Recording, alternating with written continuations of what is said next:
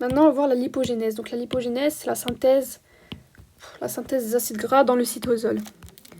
Elle peut faire uniquement jusqu'à 16 carbone. Et du coup, pour subir une délégation, elle doit aller vers la mitochondrie et le réticulum endoplasmique. Et pour subir des désaturations, donc c'est-à-dire des ajouts de double liaison, elle doit aller vers le réticulum endoplasmique. Donc qu'est-ce qui va se passer? C'est que d'abord, on va former du malonyl-CoA. Et à partir du malonyl-CoA, on va former du palmitate. Donc comment on va former le palmitate? C'est via 4 réactions qui sont opposées à la bêta-oxydation. C'est logique parce que la bêta-oxydation, elle dégrade les lipides, et du coup la lipogénèse, elle fabrique les lipides, donc c'est logique que ce soit opposé.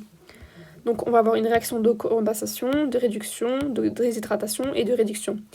Dans les réactions de réduction, on a besoin de NADPH. NADPH, c'est là que ça vient des voies des pentoses phosphates. Ce qu'on a vu tout à l'heure. Donc maintenant, qu'est-ce qu'on va faire? On va d'abord former le malonyl-CoA. Le malonyl-CoA, il est formé quand on condense un acétyl-CoA avec un bicarbonate, donc un CO2 sous forme de bicarbonate. Cette réaction, on a besoin de hydrolyser plutôt de l'ATP. Et du coup, le malonyl-CoA, on voit que c'est juste un acétyl-CoA avec un CO2. L'enzyme qui permet de catalyser cette réaction, c'est l'acétyl-CoA carboxylase. Carboxylase parce qu'on ajoute un CO2. Son abréviation, c'est ACC. L'ACC, elle a 3 sous-unités catalytiques. Donc la première, c'est la biotine carboxylase. Elle permet de condenser en fait le HCO3 avec la deuxième sous-unité qui est la biotine carrière protéine.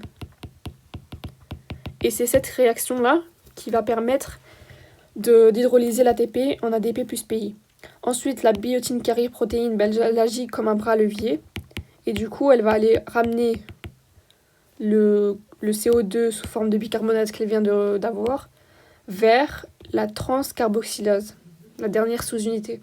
Et la transcarboxylase, c'est elle qui va se permettre la condensation du HCO3 plus l'acétyl-CoA. Pour former le malonyl-CoA. Maintenant qu'on a le malonyl, on va former le palmitate. Et le palmitate, il est formé grâce à ces 4 réactions. Donc la condensation, c'est l'amorçage en fait. Donc qu'est-ce qui va se passer? En fait, il faut savoir déjà que ça se fait via une enzyme, une énorme enzyme qui s'appelle la fatty acid synthase.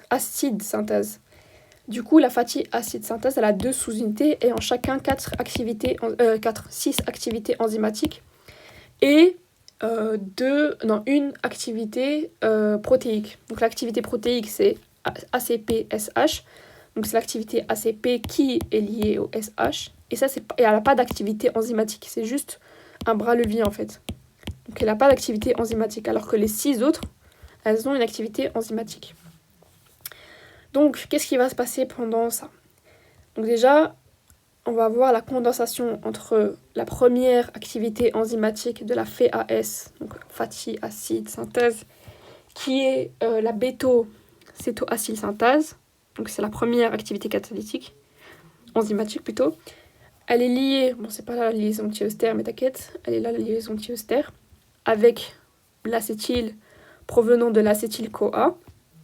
Et l'enzyme qui s'occupe de mettre l'acétyl sur la béto-cétoacylsynthase, c'est l'acétyl-CoA transférase. Ok. En plus de ça, il y a le malonyl provenant du malonyl-CoA qui va se mettre sur ACP, donc là, l'unité protéique. J'ai dit tout à l'heure que ACP, c'est un bras levier, donc il va aller bouger vers bêta-cétoacyl pour que le malonyl et l'acétyl se condensent ensemble. Donc qu'est-ce qu'on va former? On va former un acéto-acétyl et ça s'appelle le cétobutyryle. Pendant cette condensation, on a perdu un CO2. Donc en fait, le CO2 là, on le rebouge. Donc on va juste condenser ces deux trucs là.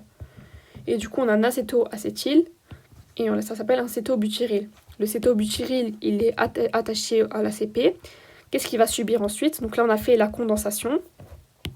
Maintenant, on va faire une réduction. Donc pour aller se réduire, il va aller vers la deuxième activité enzymatique de la FAS, c'est l'acétoréductase. Cétoréductase. Et du coup, il va subir une réduction. Il va se réduire, donc on va aller venir réduire une cétone en alcool. Et du coup, là, on obtient un hydroxybutyryle.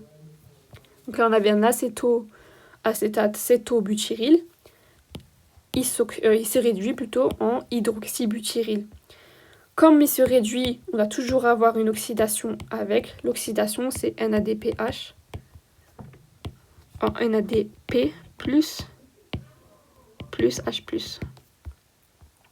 Maintenant qu'on a l'hydroxybutyryle, on va subir une déshydratation. Donc on va enlever de l'eau. L'hydroxybutyryle, il va aller vers la déshydratase, qui est la troisième sous-unité de la FAS. La déshydratase, on va retirer un H2O. Donc l'hydroxybutyryle devient du butyryle. Ah non, transbuténoïl. Ok. Buténoïl. Transbuténoïl. Trans delta 2. Donc la double liaison. Elle est sur le carbone 2. Énoïl, je l'ai dit tout à l'heure. Dès que tu as énoïl, c'est une double liaison. Et du coup, on obtient ça. Le transbuténoïl, il va aller sur la dernière...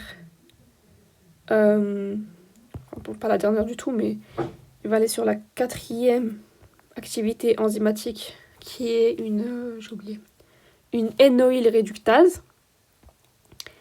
Énoïl réductase, et du coup, le groupement énoïl va se réduire. Il va subir la réduction, parce que tout à l'heure, ici, voilà, on a fait la condensation, la réduction, la déshydratation et la réduction. L'énoïl, il va subir une réduction. Donc le transbuténoïl, il va subir une réduction. Donc là, il se réduit. La double liaison ici, elle se réduit. D'office, réduction, donc oxydation en parallèle. NADPH en NADP+.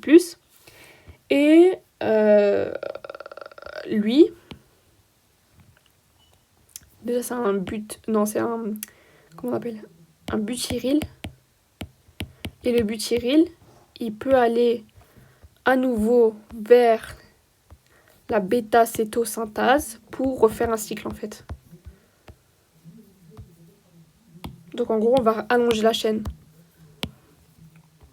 Quand on a atteint les 16 carbones, il y a la dernière sous-unité de la FAS qui est une thioestérase, je crois.